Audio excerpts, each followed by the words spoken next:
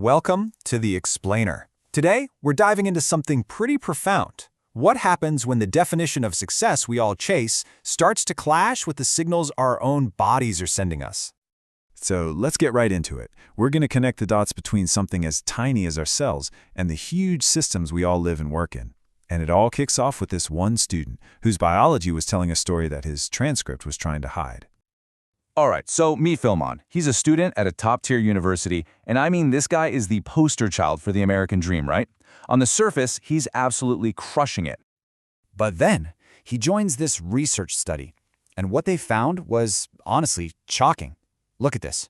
On one hand, you've got his resume, total rock star, admitted to an elite school, doing great in his classes, a source of pride for everyone. But then you look at his biology. It's telling a totally different story. A story of a body under so much strain, it's literally aging faster than it should. And here's the kicker, right? His cells were telling a story his resume just couldn't.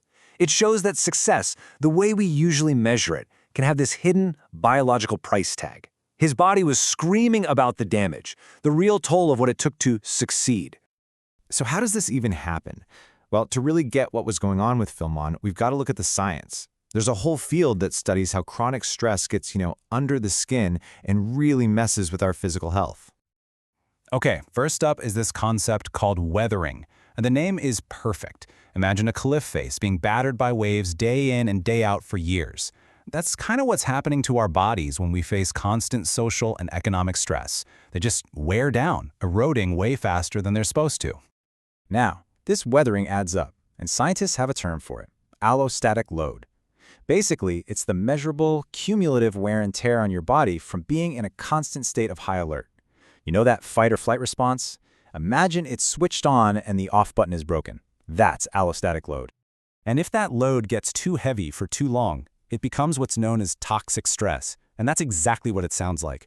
This is where the damage gets real, hitting our immune system, our heart, our metabolism, all the really critical stuff. Okay, stick with me, because this is where we zoom out.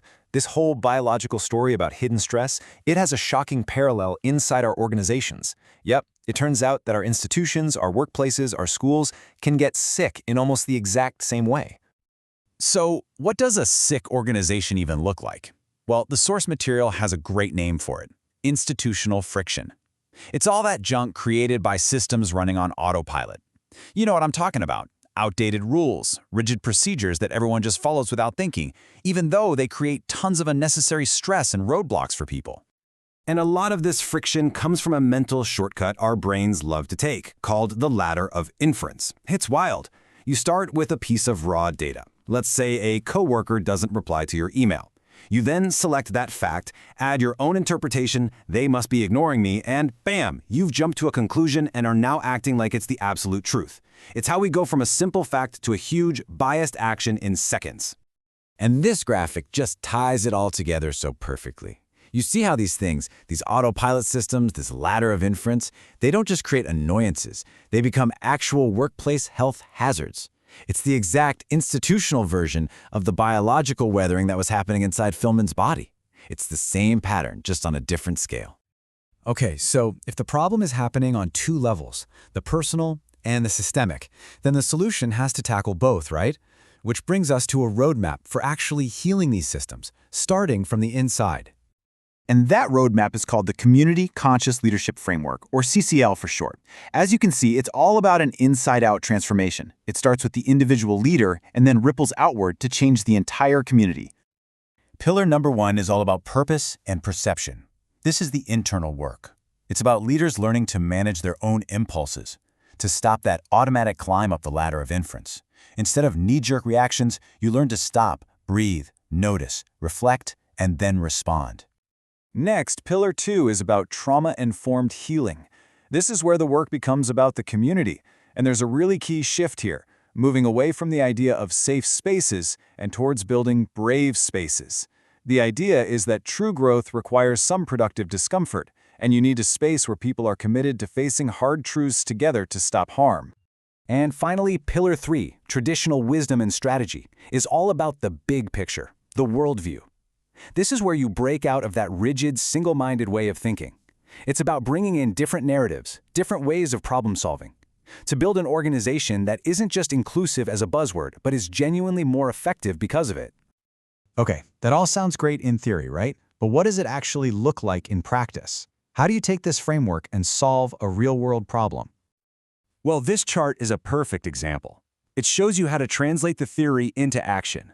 You take a specific problem, that institutional friction we talked about, like a super rigid enrollment process, and you counter it with a specific strategic solution, like an open entry, open exit model that actually works for people's lives.